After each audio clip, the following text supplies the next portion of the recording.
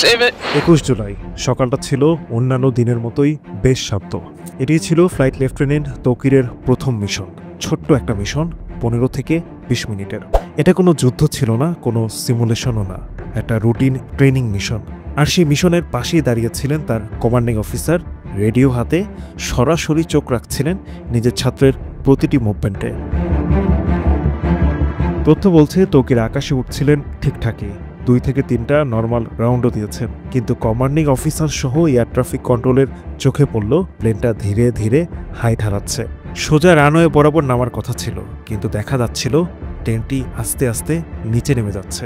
Radio কলের মাধ্যমে তৌকিরকে command দেওয়া হয়, check your height, check your height.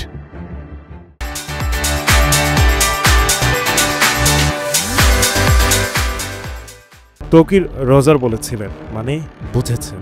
হয়তো সামান্য নামতে গিয়ে আবার উঠবেন ভেবেছিলেন সবাই, কিন্তু না, প্লেনটা নামছেই। সেই কমান্ডিং অফিসার যিনি তাকে ক্লিয়ার করেছিলেন শেষ চিৎকারটা দিলেন, ইজেক্ট, ইজেক্ট। কিন্তু তৌকির চুপ, কোনো উত্তর নেই।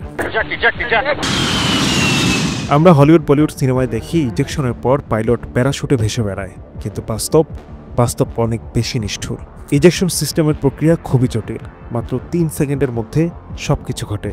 একটা ছোট্ট রকেট সিটটাকে তুলে দেয় 200 থেকে 250 ফুট উপরে। তারপর প্যারাশুট খুলে যায়। এই পুরো সময়টায় পাইলটের শরীরে পড়ে ভয়ঙ্কর চাপ, প্রায় 14 থেকে 16 জি ফোর্স, যেটা একজন মানুষের শরীরের জন্য স্বাভাবিক নয়।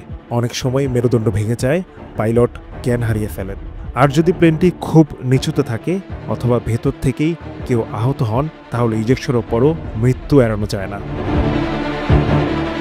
সিসিটিভি ফুটেজে দেখা গেছে একেবারে শেষ মুহূর্তে ইজেক্ট করেছিলেন তৌকির।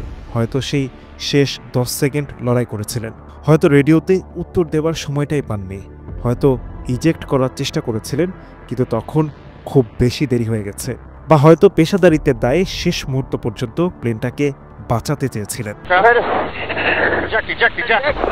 অথচ আমরা শুনেছি শুধু একটাই শব্দ, ইজেক্ট, ইজেক্ট, আর তারপর নিস্তব্ধতা।